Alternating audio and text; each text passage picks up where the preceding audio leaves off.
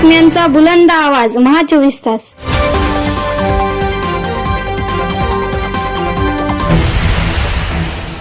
सरकारमध्ये आज आपल्या लोकार्पण सोहळा होणार आहे। नेमका किती लाख रुपये असेल आणि किती लोकांना याचा फायदा होणार? आज जवळपास तुम्ही पाहिला असेल सकाळी 8 पासून मी या ठिकाणी कामाचे उद्घाटन आणि लोकार्पण आणि भूमिपूजन करत त्या ठिकाणी सगळ्यांच्या उपस्थितीमध्ये आम्ही करत आहोत।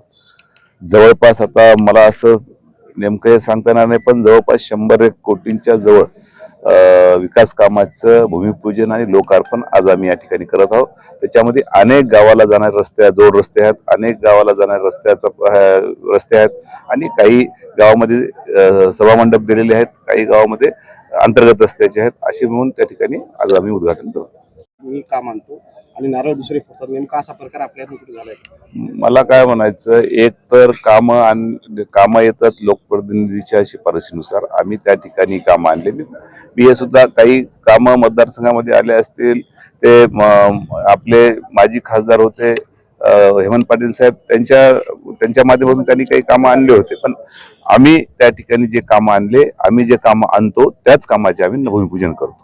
विधानसभेमध्ये इच्छुकांची सध्या गर्दी चालू आहे, कुठेतरी आपलं आता उमेदवार म्हणून आपण तयारीला लागला। मी 2019ला निवडून आलो, निवडून आल्यानंतर लगेच कामाला लागलो। 5 वर्षापासून मी कामालाच लागलेलो।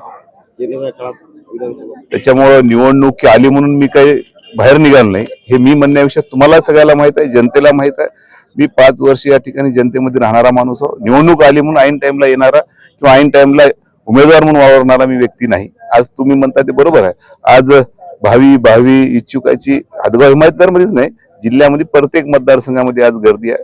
आता हे एक उमेदवारी फायनल होईपर्यंत भावी राहते, ते झाल्यानंतर मग दिसेल कोण कुठं जाईल।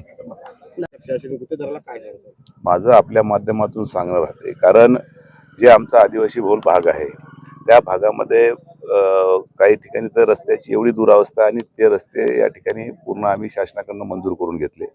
माझी आपल्या माध्यमातून प्रशासनाला आणि गुत्तेदाराला सांगणं राहील की जे रस्ते आपण करत आहात त्या रस्त्याची गुणवत्ता जे तरतुदीप्रमाणे झाली पाहिजे, जेणेकरून भविष्य काळामध्ये त्या भागात राहणाऱ्या लोकांना त्या रस्त्याचा सुख, त्या रस्त्याची निदान 5-10 वर्षे तरी त्यांना त्या ठिकाणी अडचण निर्माण झाली नाही पाहिजे आणि त्या पद्धतीचे रस्ते निर्माण झाले पाहिजे।